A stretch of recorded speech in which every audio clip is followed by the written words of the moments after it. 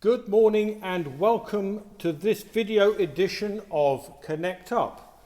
I am, as you see, at the top of one of the scaffold towers here in St Mildred's, alongside one of the windows that will shortly be taken away for repair and renovation. I'm going to be joined by my colleague in just a few moments, but before she gets here, just a word about an episode of Fools and Horses, Only Fools and Horses.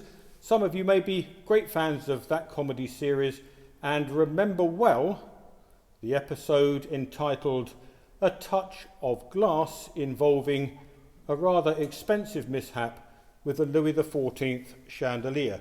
So in terms of our opening music, we couldn't do any better than this.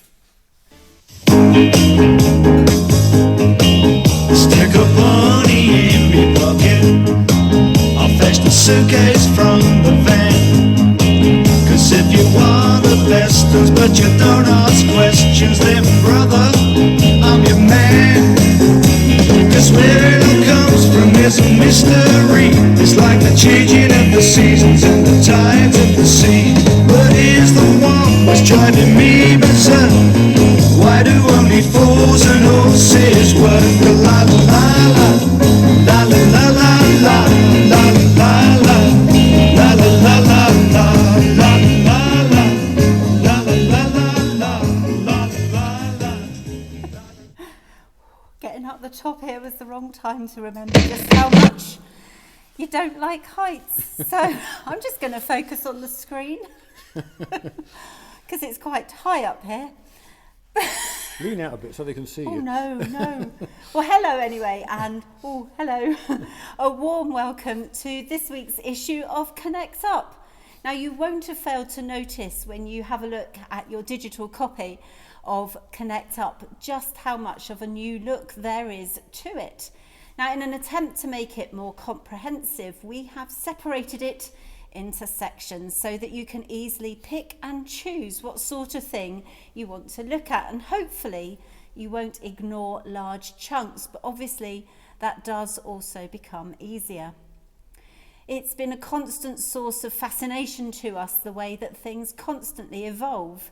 The unusual 6 months we have lived through have forced us all to look at how things have been done, change them to cope with the new situation we find ourselves in, and then continue to develop and improve them. Someone said, everything changes. Everything on this earth is a continuous state of evolving, refining, improving, adapting, enhancing, and changing.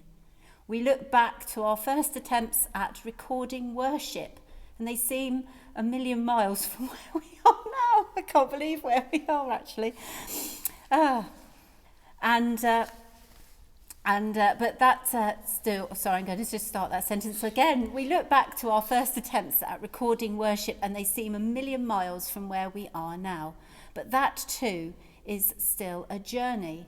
It is a road that we have all walked together, and your feedback and input have been a valuable part of how we have moved forward. So a big thank you to you for that. This week's Connect Up has items that give us an opportunity to reflect on the changes we have been through and where they may take us. So do have a look at the item entitled Bishop Rose, as well as lots of other news and events. So pour a cuppa, sit back, be grateful you're not up here, and join us for Connect Up number 11. A little bit about us. Our aim is to make God irresistible. We welcome the faithful, the seeker, the doubter, the hopeful, the troubled, and the joyful. Come as you are, for God's embrace is wide. God is as he is in Jesus, and therefore we have hope. Now, this video edition of Connect Up, together with some of our worship, is available on YouTube, Facebook, and our website. And on Connect Up this week, as in previous weeks, as in future weeks, you will find the joining instructions to enable you to connect up with our website worship and connect up on the web. Right, under the heading now of events, the first thing we have is PCC Glee. On Wednesday at 2:30 p.m, there will be a meeting of St John's PCC. On this occasion, we will meet at St John's Church. Saddle Up the Palomino is the title which accompanies this week's little article on the Friends of Kent Church's sponsored bike ride. That takes place on Saturday the 12th of September, and Geoffrey Davison will be cycling to raise money for St Mildred's. Tony Butler will be out and about on behalf both of St Mildred's and St John's, and Dorothy Crawford and Jeff Riches will be taking part on behalf of St Michael's. Sponsor forms are in the churches, so please do sign them if you can, in the knowledge that the money raised by each of our intrepid cyclists will be divided equally between the Friends of Kent Churches and the church they happen to be cycling for. Now, if you can't stand the thought of getting astride a bicycle, but would willingly be a welcomer in one of our churches, do let Karen Edgar know. Karen's contact details are in Connect Up, and she will assemble you into some sort of order. All you need to do is to offer everybody that pitches up in our churches a warm smile. We'll provide the refreshments. Excellent. And talking of which... Yes, tea with the Teasdales. Now, as you know, COVID-19 is destroying livelihoods across the globe. In undeveloped countries, there are no funds for furloughing to help save jobs, and many have lost their meagre income because of the lockdowns. The impact on Christians who live in those countries where they are minorities is really severe because they are the last to be considered for aid. Even in countries where Christians are numerous, the pastors are often depend upon the donations of their congregation for their income, which is now drying up. The Barnabas Fund provides practical help to help many in these situations. Now, to raise money for the Barnabas Fund, Chris and June Teasdale are hosting a coffee morning in their garden on Tuesday the 29th of September from 10:30 till noon. So please do go along for a coffee, a slice of cake and a chat, all socially distanced. Now, Chris and June's address can be found in your copy of Connect Up today, and also if you are going, their phone number is there. Would you please give them a call so that they know roughly how many people will come? And in the meantime, please do pray for fine weather. I must say, if the cake they serve is anything like as good looking as the cake in the picture in Connect Up this week, then who can resist it? Right, on to, from PCC meetings earlier, to annual church meetings, and in particular the St Mildred's annual church meetings, which will be held here in St Mildred's Church at ground level on Wednesday the 30th. On Wednesday the 30th of September at 7 o'clock. Now, to vote in the meeting, you'll need to be on the electoral roll.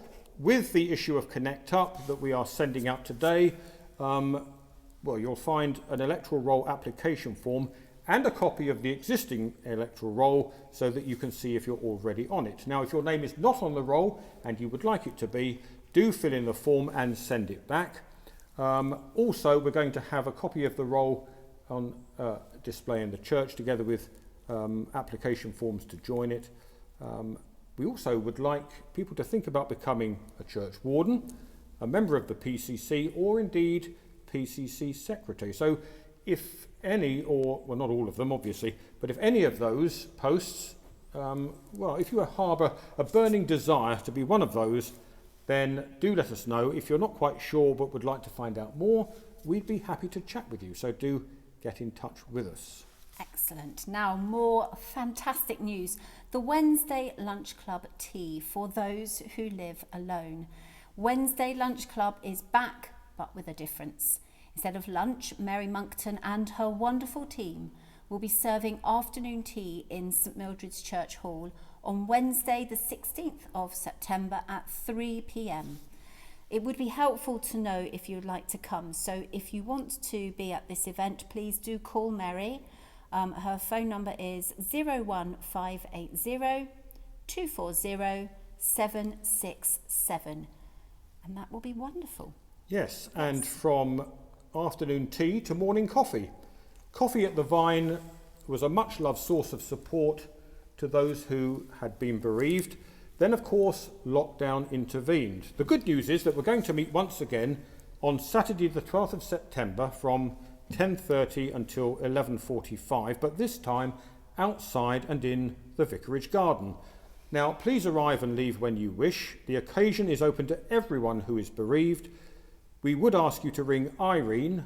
Her number's in Connect Up, but here it is verbally: 07743 093 075. 07743 093 075 if you would like to come. Do leave a message if there's no reply, and in the message include your name and phone number, which we can use if we have to change our plans. If the weather's wet, we'll probably meet safely in the church, but we would ask you to bring your own coffee and anything you want, or tea, or anything you want to eat to accompany it. Now, under the lovely pink heading of people, another section in the new Connect Up, is Bishop Rose. Now, Bishop Rose has been in touch with 3 questions. Rose would like us to reflect on these questions and send her our answers so that she can, with our help, begin to shape the future of the diocese. Now, our answers, together with those from churches across the diocese, will form part of an ongoing process. So here are the questions. What do we notice about God's movement at this difficult time? In other words, how do you think God has been working in and through our churches during the past few months? Okay, question 2. What are we learning as we reflect upon how God seems to be moving? In other words, how has the church responded, both positively and negatively, to what God might be doing? And question 3, what might we let go of or allow to die so that we may enter a new future with God? In other words, what and how do we need to change to move forward with God, both in our church and our community life? Now, if you have any thoughts on these questions, any one of them or all 3 of them, please do let us know by Friday, this coming Friday the 11th, and then we will collate all the information that we receive into one document that we can then forward to the bishop so that we can play a role in this process. We really would love to hear from you, so please do give this some time and see what you can come up with. Yeah. Question 3 was, what might we let go of? Well, I tell you one thing I'm not letting go of. That's this scaffolding. Neither am I. Please don't move too much. Now, the next item is called Three's Company, and up here it would certainly be a crowd. We're still looking for a 3rd welcome coordinator at St Mildred's to join Rob Eastoe and Anne Cheeseman. So that would make 3 welcome coordinators. The job of the 3 coordinators is to prepare the welcome team rotas, oversee special events, and arrange periodic gatherings of the welcome teams so that we can review our practices together. So this has been in for several weeks. Please, please, please, we'd love somebody to volunteer to make 3 people, and then we can get cracking and resume the welcome team rotas. Thank you. Yes, and there will be no initiation that involves climbing ladders and scaffolding. Exactly. Promise. Absolutely promise. Right, underneath the archives, lurking in the church vault beneath the organ, are half a dozen archive boxes bulging with over 120 years of interesting and important papers. But among these interesting papers are others of less interest that have been stored there over the years. Would you be willing to sort the wheat from the chaff? And if you would like to do that, please contact Rob Eastoe and he will put you in touch with a box. Now, this week's edition of Connect Up features a beaming Matthew Nichols, and beaming he is, and for good reason, because he now has some very impressive letters after his name. M. Muzz, as Master of Music, presumably. It really is. And in brackets, Cantab, which of course means Cambridge. So well done, Matthew, for reaching the dizzy heights of a Master of Music. Yeah. talking of dizzy heights. Matthew has been appointed to the post of graduate music assistant at Wells Cathedral School, which is where he is at this very moment. So, well done, Matthew, and we wish you every success in your new post. Fantastic. Now, during the week, we now have a section headed up Messages. And during the week, you may remember that the daily bulletins, we had something featuring cricket and crinolines and also Merchant Navy Day. And it's been really lovely that some people have responded to those features that we sent out during the week. So do take a look at some people's personal reflections on those features, as well as some additional information that people have provided us with to do with the cricket and crinolines and Merchant Navy Day. We had two Johns and a Jack. John Coleman, Jack Gillett and John Emmett wrote in with their little messages and reminiscences. To buildings, you will know that we've submitted a first phase application to the Diocesan Registrar to redecorate St Mildred's Church and replace the pews with attractive modern chairs. The full information that you need, all the works that are to be undertaken, appear in Connect Up this week, as they have done for the past 3 or 4 weeks, together with an address that you should contact if you have an objection to any or all of the works. The objections need to be in by, or before 12 noon on the 14th of September, so that's not far away.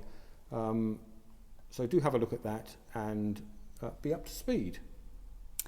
Okay, window dressings. So work to restore these 3 stained glass windows is now well underway and doing all the better for not having me or you to help. The windows are now going to be removed and taken to the John Corley Stained Glass Studio. John Corley Stained Glass Studio has conserved, restored and designed stained glass to the highest standards of artistry and craftsmanship, working throughout the UK and abroad. Now this work is going to continue until November. I will be down the ladder considerably earlier than that and probably not coming back up again. But we would like to thank the Friends of St Mildred's very much for making this restoration possible. And the Trotters, John Corley Stained Glass Studio, are definitely not. Yes. Now to St Mildred's streaming update. We're delighted to tell you that we have received permission to proceed with the installation of the eagerly awaited streaming technology. Now we hope that this will be installed by the end of September. We're going to then be conducting 1 or 2 trial runs to see how it all works, and also working on a modus operandi which will ensure the privacy of those attending St Mildred's. Okay, the church hall is up and running again, but there are some restrictions, so do please have a look at the item in Connect Up if you wish to hire the hall, and also contact details are there for that as well. Yes, and so to worship. Worship in church. The services taking place in our churches are listed in this part of Connect Up, and that includes, of course, St John's. Worship starts there for the first time since lockdown tomorrow. So there's worship in church listed there, and following that, worship on the web. So you can have a look at that. Now, do you want to make your way I think I'm ready to go. carefully down? Will I just wind this up? Yeah, and that's fine. Louis XIV, I don't think these windows are, unlike the chandeliers in A Touch of Glass. Oh. But they are still very valuable, and so we're trying to be as careful as we can up here, not to put something through them. Don't worry. And I know they've got to come out, but we'd love them to come out intact. Okay. So if you gently make your way down, is that okay? I'm going to go. I will see you all again soon, I hope. Yes. You take care. Right. I'll waffle on while you make your way gently down. Yep. For goodness sake, be careful. I'm just not looking down. No. While Jeanette makes her way gingerly down the ladder, we turn to Thought for the Week, which consists of a reading from the letter of Paul to the Romans, and that's followed by a reflection, and of course a prayer for the week. Finally, masks. Just a reminder that the wearing of masks in church is mandatory. However, we are taking a generous view of this, and if at any point in the service, I think she's all right down there, if at any point in the service you find that the mask is uncomfortable, you need to take a breath, then do remove it. It's not there to be worn, to say religiously throughout, but you know what I mean. So just be sensible, and if you're uncomfortable, just take it off for a few moments and then replace it. Do send in stuff for Connect Up. We'd love to hear from you, and all the usual contact information is there, and we all await your cries for help. Should you need anything at all, do let me know. Jeanette's almost down. I think she's got to, for goodness, look, be careful, don't go, don't. Oh, for heaven's sake.